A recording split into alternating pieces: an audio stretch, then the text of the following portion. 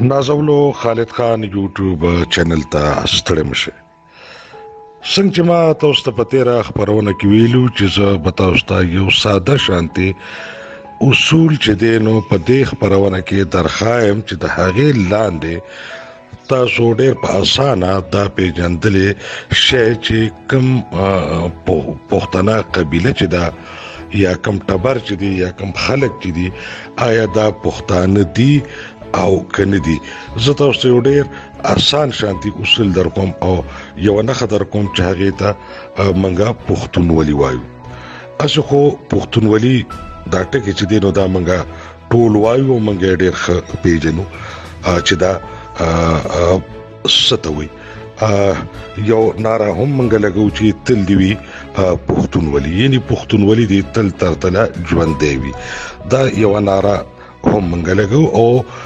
پښتنو کې چې کوم پوهان دي یا د قلم او د نظر خاوندان دي نو اغي دي باندې په دې پښتونولۍ باندې په مختلفو ژبو کې لیکنه هم کړي دا چې خلکو ته هم دا پته ولګي. دا ټول په یو خبره متفق دي چې دا پښتونولي چې دا نو دا د پښتنو کوډ اف کنډکټ دی، یعنی دا هغه یو اصول لري چې د دې اصولو لاندې به پښتانه ژوند جواک کوي او دا اصول چې دی نو دا منلي شوي دي او ټولو منلي دي. درسته خبره ده تر دغه حده پورې. بیا چې کله د پښتونولۍ ځینې خلک توجیهات ورکوي یا د هغې وضاحت کوي نو هغې دا پښتون ټکي چې دی دا په څنګه چې لیکلي شوي دي پې ښې ت و او نون نو دغه شان د هغې دا په پت ښېګړه ننګ او وفا او توره یعنې دا یو ټکي هغې راغېښتي دی او د دې نه دا یوه چې دی نو وفا ننګ او توره او دا خاصیتونه چې دي یا دا خوبه چې دي ډیره جمع کړي دي او وی چې په کوم سړي کې دا خوبه وي نو دا به پښتون وي. د یو ډېر حده پورې دا خبره هم درسته ده، خو تر اوسه پورې په دې باندې چا سوچ نه دی کړی چې دا پښتونولي چې دا اخر دې څه شی او که دا کوډ اف کنډکټ دی یا د ژوند تېرولو یو دود یا دستور دی نو دا د چېرته نه راغلی دی د کله نه راغلی دی ولې راغلی دی او څله راغلی دی. نن زه تاسو سره په دغه اصول خبره کومه نو تاسو ته به مخکې خبره چې دا نو هغه واضحه شي. قدرمندو نازولو دا پښتونولي چې دا نو دا پښتنو شریعت دی. د ټولو نه اول ځان په شریعت باندې پوه کې ګو چې د پښتنو د دې شریعت د اسلام شریعت سره هیڅ تعلق نشته، خو ستاسو د پوهولو دپاره یا د خپل نکتې یا د خبرې د وضاحت دپاره او د پوهولو دپاره زه تاسو ته مثال در کوم. شریعت بنیادی طور د اسلام پر اړه کې خو هغه آسماني احکامات دي چې هغه د پیغمبرانو په ذریعہ او د صحیفو په ذریعہ راغلي وي، خو شریعت بنیادی طور هغه مذهب ته ویل کېږي چې په کم کې حدود لګي، تعزیرات لګي او د سزا او د جزا چې دی نو هغه تصور وي او هغه قوانین موجود وي نو هغه ته شریعت وي. یعنی په نورو مذهبونو کې خو د عبادت خبره شوې ده، په نورو مذهبونو کې خو پیغمبران راغلي دي، صحیفې راغلي دي او د اخلاق او د نیکو او د اصولو خبرې شوې دي، خو هغه ته د ځنې انساني او معاشرتي جرایمو لپاره تعزیرات یا حدود یا سزا نه ده مقرره. اوس دا چې په حیثیت مسلمان زمونږ ایمان د هغه پورې مکمل نه دی تر کومه پورې چې مونږه د الله پاک په ټول انبیا باندې او پر هغه صحیفو باندې ایمان ورونړو او امنت بالله چې دینو هغه د ډېر زیات په ساده ټکو کې وضاحت کوي. خو په اسلام کې چې دا اخیری او غوړه دینو د الله پاک د طرف نو ختم نبوت هم اوسو د حضور پاک صلی الله علیه وسلم سره نو دا په هر لحاظ باندې مکمل او جامع دي نو په دې کې تعزیرات هم رالل. ځکه حضور پاک چې دی نو په اخیری خطبه کې فرمایلی وو چې دین چې دی نو هغه ستاسو د پاره چې دی نو هغه مکمل شو. کوم دین چې د خدای د طرف نه راغلی و هغه تر تاسو ورسید او دین مکمل شو. نو د دې اکملیت یا د مکمل کېدو مقصد یا د دې وضاحت دا دی چې په هغه کې د عبادت او د روحانيات او د معاملات او د هر خبره چې هغه د جون احاطه کې نه هغه زره زره چې دی یو د تعزیرات یا د حدود یا د سزا جزا یو اصول چې دی یو قوانین چې دی هغه هم مقرر شو هغه ته موږ شریعت وایو دغه شانته به موږ اوس راشو د پښتنو د خبره ته نو د پښتونولي د پښتنو شریعت ته پښتونولي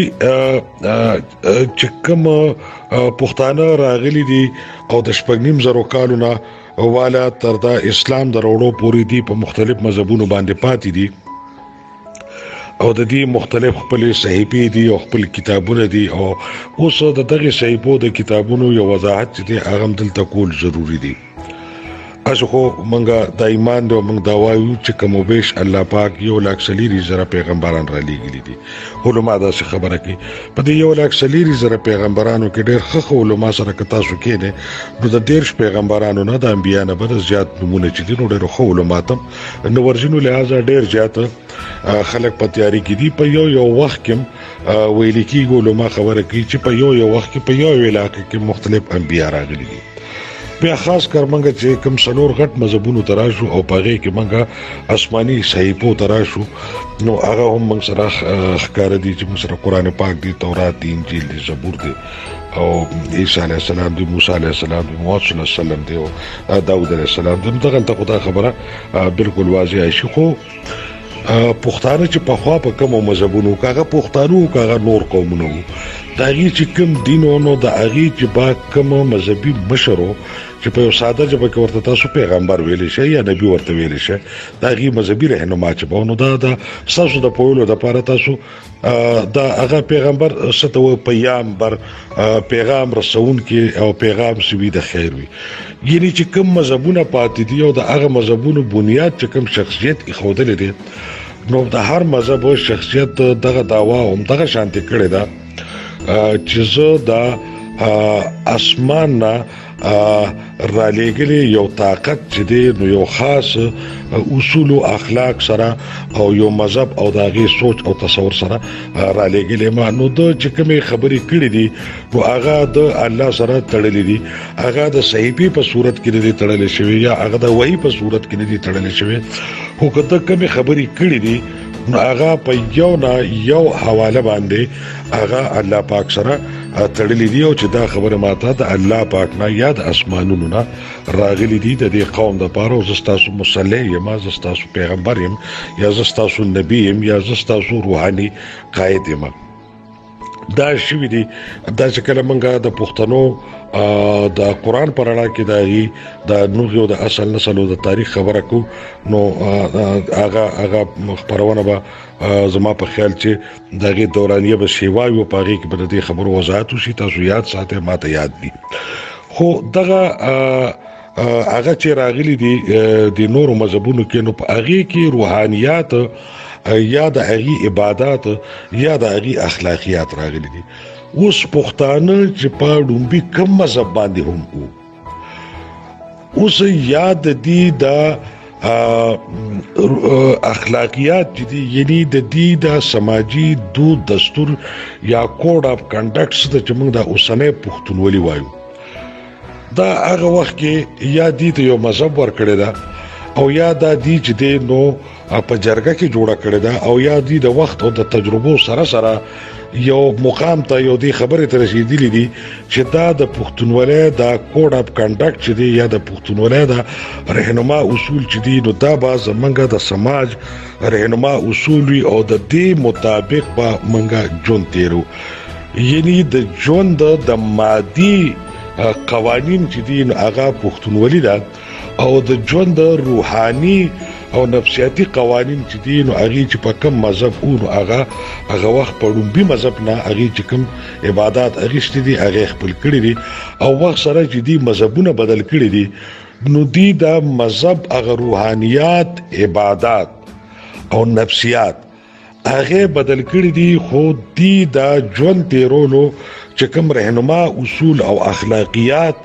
او پښتونولي وا نو هغه دي ځان سره سوچا پرې خره او هغه دي ځان سره بل مذهب ته وړل دا دغه شانتي چې په دې دورونو کې څومره مذهبونه دي بدل کړي دي نو بیانې هم دغه شانتي خبره شوې ده او دی چې کله بیا اسلام قبول کړي دي نو اسلام عبادت اخلاقیات روحانیات او نفسیات هغه د زړه د اسلام خپل کړي دي ورسره د ژوند هغه دود دستور چې دی هغه دلته هم چې دی نو د پښتونولۍ چې دی نو هغه قائم ساتل دي او هغه غټ ثبوتونه چې دي او نخي چې دي نو په باز زینو کې چې د اسلام ښکارا حکمونه دي نو پښتانه په اکثریت کې دغه خلاف دي لکه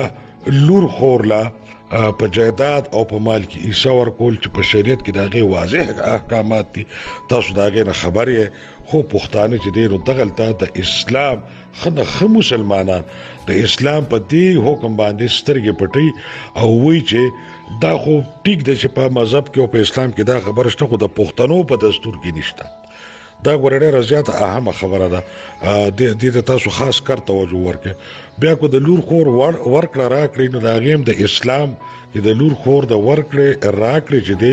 ښکارا قوانين چې دین هغه وزدي تاسو ته پته ده او کنيوي نو د ډېر لوی عالم ضرورت نشته د ورکوټي کلی مولوی صاحب سره چې په جمعات کې کېنو هغه بدرته وي چې د لور خور د رشته د پاره حکم سره لکه مثال تور چې د ټولو ناول خدای چې کلمه کو انسان لاغي کې خو د پنجابي او د سیندي او د بلوچي لکه د عربي او د افریقایي او د بل نشته خو چې بس کلمه کو دي نو هغه چې دین ته لور خور ورکول شي او دغه شانتي چې دینو د اهلي کتاب چې دی دغه نه ته لور خور کول شي خو دلته که تاسو وګورئ نو پښتانه چې دی که هغه مثال تور سوچه ذات یو بل قصبګر ویا دغه نه لاندې وي نو هغه به هم چې دی نو پښتون به وي او مسلمان به وي یا به پښتون نیم غړای تاسو کو مسلمان به خو هغه زوګنور خور نه ورکي نو دغه د لور خور ورکړه راکړه تاسو وګورئ دغه ته بیا هم چې د شریعت د خپل لاندې کوي او د پښتو هغه دستور مني بیا تاسو خاص کار راشه د پښتنو بدل تراشه د پښتنو انتقام تراشه د پښتنو دشمنی تراشه نو په هغه کې هم چې دینو د شریعت په دشمنی کې هم ښکارا احکامات دي خو دلته پښتانه د شریعت دغه یو حکم نه مني او دلته به لازمان چې دینو دی به ضرور بدل اخلي او دغه بدل په خوشاله کې به خیراتم کو دغه بدل دا شکر ادا کول د پاره چې دینو عمره ته به هم سي خو دغه د بدل او د انتقام دغه شانتي دروغ دغه شانتي د رښتیا یدي که تاسو وګورئ چې د پښتنو په ژوند کې د اغي د کار روزګار یا د اغي د نور اقدار چې اغي کې د اغي یو انا د اغي یو عزت یا پکې د اغي یو ګټه د اغا باندې اغي د باوجود د مسلمانانو د کلکې مسلمانانو چې په اغي باندې چې د خپل سر قرباني او ولاړ وي خو اغه نه مني او خپل پښتو پالي لکه مثال تور چې د لور خور لبا دغه د شریعت ښکارا اغه د حکم خلاف ورزي کوي چې عیسی باندې ورګي هم دغه کس چې دینو دی د اسلام په خاطر باندې جهاد ته په منډه باندې رواني سر قرباني ته تیار دي لور خور لبا عیسی نه ورګي خدای به تبلیغ د پاره په کلونو باندې وخت ورکي یعنی مطلب دا دی چې د دې دا مطلب نه دی چې د مسلمان نه دی خلک مسلمان دي خټیک مسلمان دي خو دې دغلطه دی په یو الجن کې پروت دی د روحانيات په حواله باندې او د عبادت په حواله باندې دې چې دې نو دغلطه اسلام منی خو د معاملات او د سود ځان او د دود د سود په حواله باندې د بیا د دغه پښتونولۍ چې دې نو دغه لمن راټینګ کړی ده نو دا پښتونولي په دغه حواله باندې زدا وایم چې دا هغه شریعت دی دا هغه کوډ اف کنډکټ دی چې دا پښتنو جوړ کړی دی آیا دا پښتنو په جرګه کې جوړ کړی دی یعنی په خپل کې په مسلات کې په دې فیصله کړی دا ځکه چې د پښتنو دستور همیشه د جرګې پاتې دی نو یا خدا مشرانو په جرګه دا اصول جوړ کړی دی او دا راکاړي کرخه ده او یا دا وخت سره سره غي ته ثابت شوی دی او دی راټول کړی دی او بیا به متفق شوی دی او یا چې کوم لومبه مذهب دی خپل کړی دی نو هغه مذهب دی ته دا اخلاقیات د پښتونولۍ د شریعت راوړی دی دا غي مذهب عبادت او روحانيات په مختلف وجوهات باندې هغه بیا مسترد کړی دي او بل مذهب ته په قبایلی ډول باندې لاړ دي. ځکه چې یو خبره ده چې مسلمانان پښتانه چې دي نو صرف اسلام ته په شریک نه دي راغلي به حیثیت قوم دي، چې کوم مذهب ته لاړ دي نو دي به حیثیت قوم لاړ دي. یعنی لدی نه دا معلومیږي چې د دې چې کوم مذهب خپل کړي دي نو هغه دی په سلام مشوره باندې خپل کړي دي. دا څنګه چې په یو کور کې یو مسلمان شوی دی یا بغنه غواړي چې په یو کور کې یو چې دی نو هغه دین ته لاړ دو بیا بل لاړ دو بیا بل لاړ دو بیا بل لاړ دی، نه خو دې په شریک سره فیصله کړي دي، په شریک سره ټوله معنا کړي دي، په شریک لاړ دي. خو دغه فیصله چې دی کړي دي یا غبل مذهب ته چې دی کلم تل دي یا دغه مذهب مجر درم چې دی کوم سرشتہ کوم خبره کړي د ناغي کې ورته هم دا خبره کړي دا چې د روحانياتو په باب له کومنګ تاسو سره راځو خدا دود دستور او د ژوند د قوانینو مطابق به خپل پښتونولي ځان سره ساتو. په دغه پښتونولي باندې د هغه وخت مذهبونو یا هغه وخت دغه مذهبي مشران چې مون هغه د هر مصلحت یا د هر وجنه په هغه دي سره هم چیر نه کړي. شاید چې دا غوښتل چې دی په ست طریقه باندې موږ سره عبادت اومني نو معاملات به هم د دین مطابق کی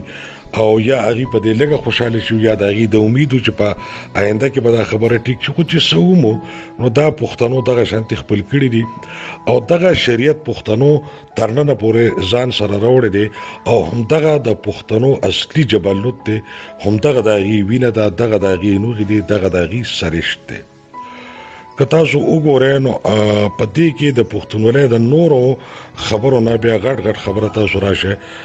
ملمه دوستۍ ته راشه، تاسو بدرګۍ ته راشه، تاسو جلب ته راشه، تاسو په یارشنا باندې سر ورکولو ته راشه، تاسو په یو خبره باندې چې دی نو په هغه باندې یو سټاند اغشتو ته راشه، په هغه باندې په خبرو درېدو ته راشه، په هغه سر ورکولو ته راشه. دا ټول د پښتو غسپېزلي عادتونه او کارونه چې دی هغه تاسو یو مخ ته راولې او بیا دا راولې دا وګورئ چې په معاشره کې څوک کوس کم او کچا کارو کې نو موږ ورته وایو چې دا کار ډېر به پښتو کو یا موږ ورته وایو چې ته خو اړ پښتون نه یا ورته موږ وایو چې پښتانه خدا سي نه کوي. اوس دا هغه سيزونه دي چې دا تاسو په وینه کې را روان دي دا سدي چې پښتانه دا سي نه کوي. یعنی دا تاسو هغه یو کوډ اف کنډاکټ دي چې په هغه کې کچا کار نو په هغه کې سپک کار نو په هغه کې ظلم زور او زیاتې په دغه شکل کې نو ځکه تاسو دغه اوس پورې دغه لمن راټینګ کړی دا. زما په ساده خیال باندې دغه پښتونولي چې دی نو دا موږ سره هغه پیمانه را کم چې به هغه ایوال څخه وروغه اگې کتل. تاسو چې په کومه قبیله کې او تاسو چې چرته یو تاسو چې په خپل چاپیریال کې چرته ګوره چا کې چې د پښتونولۍ مطابق د پښتو دغه خوونه وي نو پوه شئ چې دا سوچا پښتون دی، دا سوچا نوغه دی او کچا کې دا نه پوه شئ چې دا پښتون نوغه نه دی. اوس دلته یو سوال راځي د دې با اوس یو قبیله بوي یا یو ټبر بوي او په هغه کې به اکثریت کې چې دغه درونوالي خو په اقلیت کې بني اقلیت په مختلفو وجوهات باندې بدلیدي شي. موږ به د اکثریت خبره کو. تاسو وګورئ په بشپړه توګه به تاسو یو قام ته وګورئ چې د دې قام دغه ژوند ځواک دغه اخلاق دغه وجره دغه درستخان دغه د ملاویدو انداز آیا دا هغه د پښتونولۍ دی. دا یاد ساتئ چې پښتون که غریب وي او که مالدار وي، کدی په دشتو سارا کې ځنګل کې اوسېږي او کدی په غره کې اوسېږي او کدی په ښار کې اوسېږي او کدی سپومې ته لاړ شي خو دغه جبلوت چې دی دغه ډیلې ته سره ده. یعنی دا څنګه چې زه به یو پښتون لاړ شم او هغه به زما ملمه دوستي اونې کې او زه به دا وایم چې نه دا د خپل غریبۍ د وجې نه یا دې پسمانده دی نه پښتانه وایي چې روره ټنډې ته مې ګوره، یعنی هغه دا وایي چې تندي ته مې ګوره تالي ته مې مه ګوره. پښتونولي یو داسې شی دی چې پښتانه وایي چې پیاز دي که خو په نیاز دي. زه به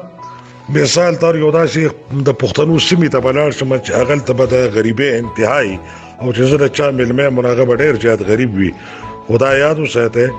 چې هغه به په خپله بیا هم نه هري خو ما له به څه بندوبست کړي که ما ته پیاز هم کېږدي هغې کې به د پښتونولۍ یو نیاز وي. نو تاسو که داسې یو پښتنۍ قبیلې سره مې ستاسو واسطه راشي او تاسو د هغې د پښتونولۍ په دغه پیمانه وګورئ نو تاسو په دې کې یقینا چې دی نو په دې سوچ کې په دې خبره ضرور سوچ کې چې ګوندې دا چې دا نو دې قام کې یا دې قبيله کې یا دې ټبر کې چې هغه د پښتونولۍ